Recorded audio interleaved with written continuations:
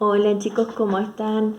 Bueno, después de corregir los trabajos de conductismo, de la continuación de conductismo, decidí hacer un video como para más o menos ponernos al día de todo lo que estuvimos viendo hasta ahora y después empezar con una nueva teoría. Hasta el momento vimos psicología experimental, vimos psicoanálisis y vimos conductismo, ¿sí? Tres teorías muy importantes que pertenecen a la psicología. La psicología experimental con Wundt como el autor de la psicología experimental. El método de Wundt es introspección experimental. El objeto de estudio, ¿qué es lo que va a estudiar? Es la conciencia y características de la teoría de Wundt. Bien, entonces después de Wundt tenemos psicoanálisis. En psicoanálisis lo tenemos a Freud. Freud crea como objeto de estudio el inconsciente. El método de Freud es la asociación libre y las características que tiene esta teoría es el trabajo con la histeria. Y por último vimos conductismo. El conductismo es creado por John Watson en Estados Unidos y tiene un seguidor, Watson, que es Skinner. ¿Sí? Skinner es el que ustedes sí completaron el punto, el tercero del trabajo. Habrán encontrado que Skinner hizo algún experimento con una de sus hijas. En algunos trabajos, en algunas biografías, se menciona que fue un hijo varón y en otras biografías figura que era una hija mujer que hizo un experimento con una caja, ¿sí? Donde la aisló de todo estímulo.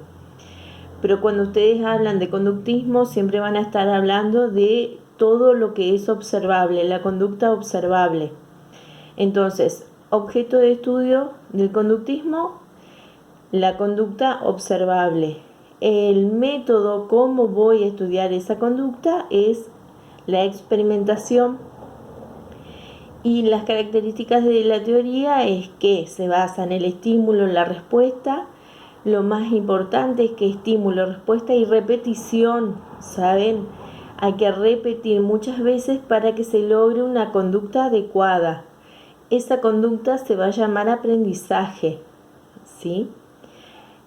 ¿Y qué va a decir Watson? Que si a nosotros nos sacan el estímulo, muchas veces lo que vamos a perder es la conducta, es decir, la repetición de esa conducta. Entonces por eso debemos lograr un hábito, es decir, hacer las cosas sin darnos cuenta. Ustedes cuando se levantan y se cepillan los dientes, lo hacen por hábito, ¿sí? El hábito es como la costumbre. Nadie les dice cepillate los dientes, sino que ustedes directamente se levantan y se cepillan los dientes por hábito.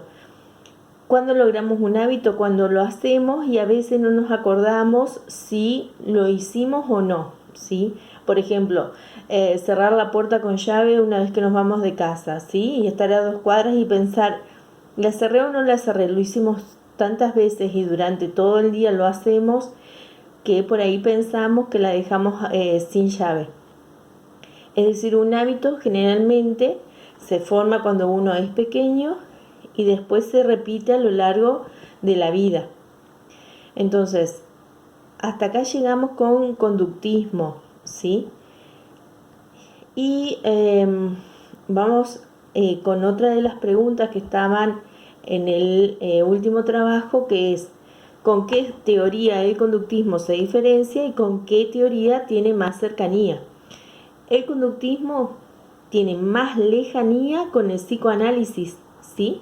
El psicoanálisis, ¿por qué? Porque el psicoanálisis va a trabajar justamente con todo lo contrario, que es el inconsciente, ¿sí? El inconsciente es aquello que no vemos, que no podemos observar, pero que tiene efectos. Y el conductismo lo único que hace es trabajar y estudiar sobre la conducta observable. Sí o sí, el conductismo necesita ver y el psicoanálisis no. Y la diferencia en el método: el psicoanálisis va a trabajar con la palabra, que es la asociación libre, y el conductismo